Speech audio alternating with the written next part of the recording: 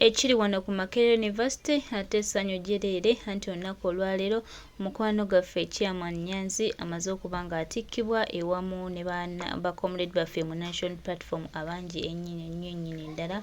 Kyagulanyi Ssentamu Robert Bobi Wine akyamudde abayizi b'e Makaerer University. Tubeebazizza nnyo omukwano gwe mulaze His Excellency Kyagulanyi Ssentamu Robert Bobi Wine munnange bwe mbadde abeegaseeko okubanga olwaleero afunye master's degree.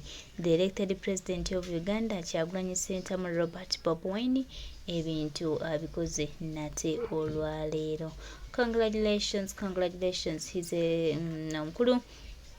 omukulu. Congratulations omukulu.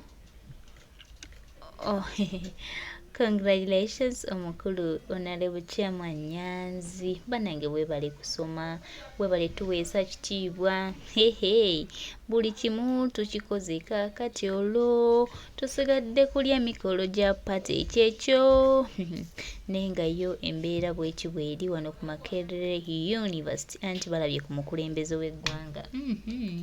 Bwe Kyagulanyi Ssentamu Robert Bobi Wine omumanyi, omutegeera bulungi.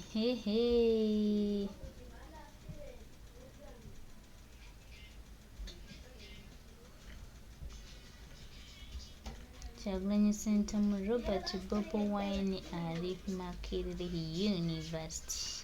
Olunaku olwaleero bananga bamulaze omukwano, abananga bamwagadde, bambi tweyanzizza nnyo, tweyanzeege bannaffe aba Makaerer University abadde basoma ne mukwano gwaffe Chairman Nyanzi, naye nga ne His Excellency leero abaddewo in person. The President of Uganda Kyagulanyi Ssentamu Robert Bobi Wine abaddewo in person era embeera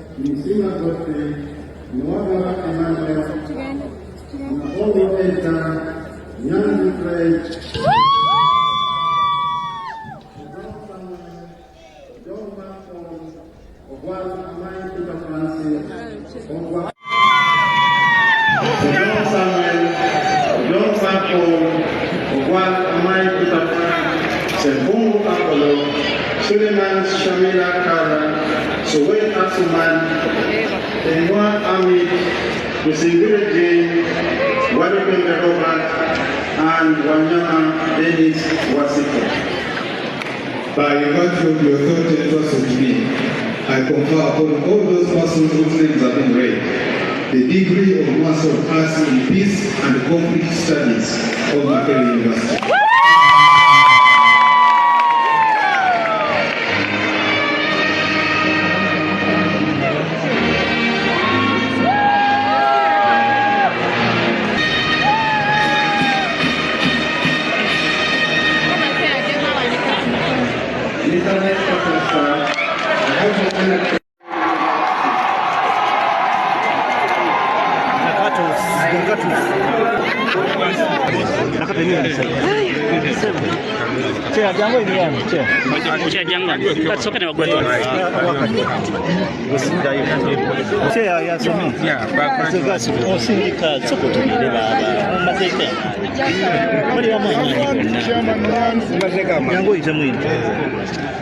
Ndi musanyufu olwaleero badiguli gye nfunye master's degree nga nkubuka mu byokunoonya emirembe n'okwetegereza obutabanguko mu ggwanga lyaffe, era nga nakonsentratinga olupapula olukulu lwe nawandiika oba ekitabo kye nawandiika kikwatagana ne ssemateeka yaffe n'enfuga ebaddewo n'engeri tuyinza okweta emirembe mu ggwanga, naye nga olupapula lwatwala ebbanga lya myaka okuva mu mwaka gwa 62 Uganda yatwala obwetwaze.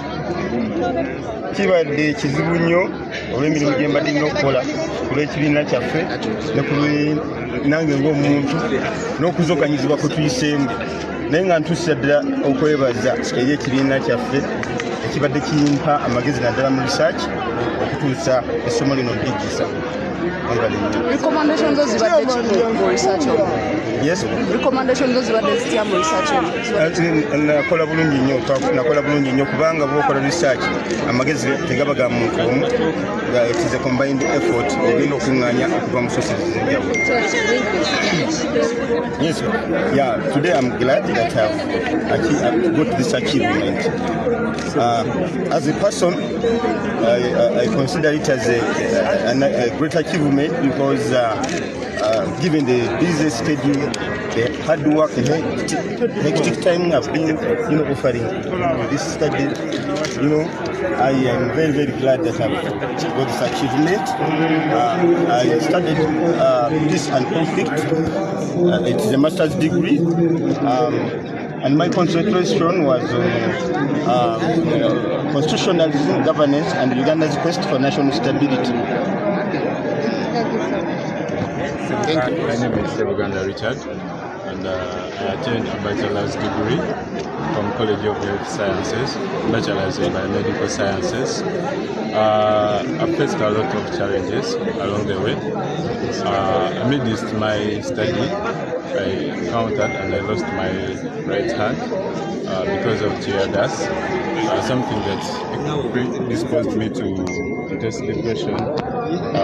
However, it has been resilient, and currently I'm also pursuing law from Uganda Christian University. And I want to extend my sincere appreciations to the President National Unity Platform, who has tirelessly been there for me and the entire party.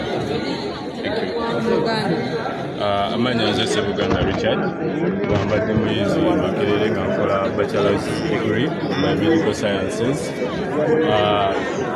Bwe nali nsoma wano mu mwaka ogwa 2022 mu ruumu yange ku Lumumba Hall, bakebe kati ya gas camp omukono gwange ogwa ddyo.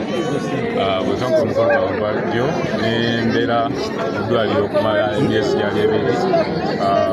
Nenfuna nayitibwa mu bulamu obuzibu ennyo, surgery zaali 8, naye nava mu ddwaliro n'ensoma nemalako diguli era kyobola nga essaawa leero tuli wano ng'era ndi mukola law Uganda Christian University. Allow me to also express my excitement, my joy, and the honor that our comrades have brought to us. Our comrade Nyanzi is our head of mobilization, and is always, if he's not in prison, he's being beaten or being chased. But to see that he accomplished this and made us intensively proud, we don't take it for granted. This comrade Save Uganda, as it was reported, he suffered an attack here at the university and he lost his right hand, as you can see. He was ordinarily would give up, but he has not given up. That's supposed to communicate all of us. We're very proud of you, brother Save Uganda. And the stubbornness with which you're pursuing your education. You finish one course, embark on another. Very many others have graduated. The likes of Namba, Sashanim, Dangote, Katerega Julius, many others have graduated. Many others continue to graduate. That defines us as a generation, that defines us as a team. I actually like it when they call us hooligans. We are the proud land hooligans. We shall continue to invite our other comrades to seek knowledge and redefine the word hooligans. Just like we were able to redefine ghetto, we are redefining hooligans. We thank our actually like it when they call us hooligans. We are the proud land hooligans. We shall continue to invite our other comrades to seek knowledge and redefine the word hooligans. Just like we were able to redefine ghetto, we are redefining hooligans. We thank our supporters and we thank our Almighty God. We encourage all people to seek education under whatever circumstances. Thank you. President Luganda Katono. Luganda yange Katono. Tuli basanyufu nnyo lunaku leero lwa kitiibwa. Bannaffe batuwanise nnyo batuweeseza ekitiibwa. Comrade Nyanzi ono yakulembera mobilization oba okunga mu kibiina kyaffe. Naye nga bwe mumanyi embeera gy'ayitamu bw'aba tali mukomera baba mukuba migo baba yeekwese.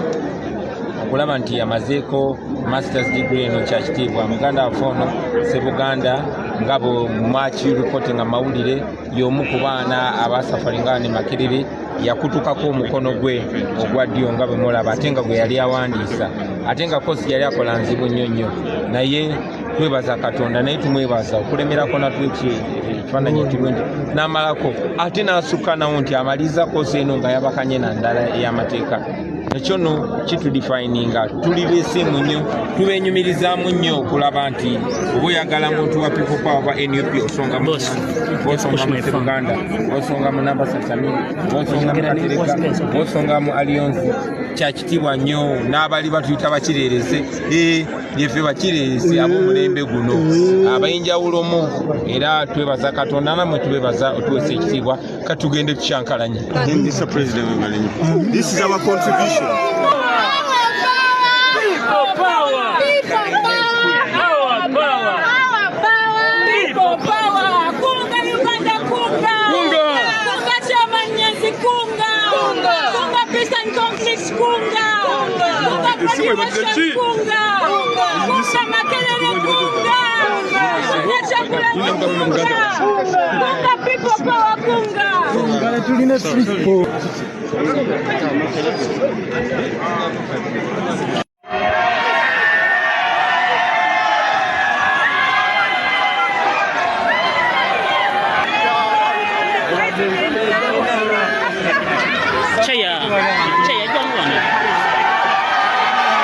Bus. Senior, stop over here.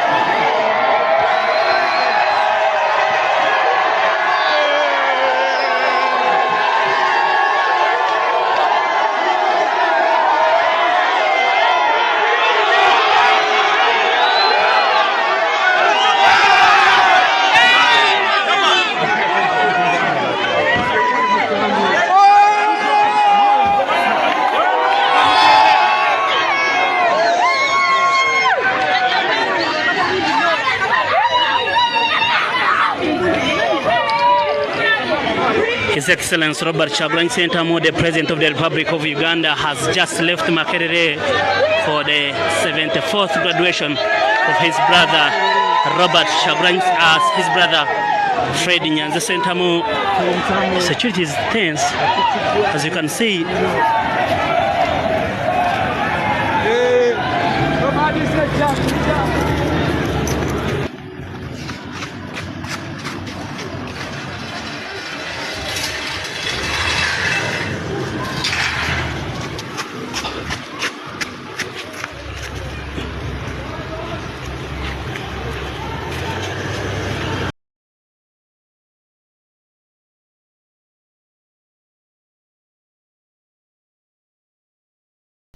Eyo nno y'embeera His Excellency the elected President of Uganda Kyagulanyi Ssentamu Robert Bobi bw'ati bw'alabise olunaku olwaleero wali ku Makaerer University. Libadde essanyu jjereere abaana b'e Makaerer mwe bali kwagala na kwaniriza His Excellency. Tusiimye nnyo era tusiimirira tusaba tutambulire bwe tulabe nga Uganda yaffe etereera.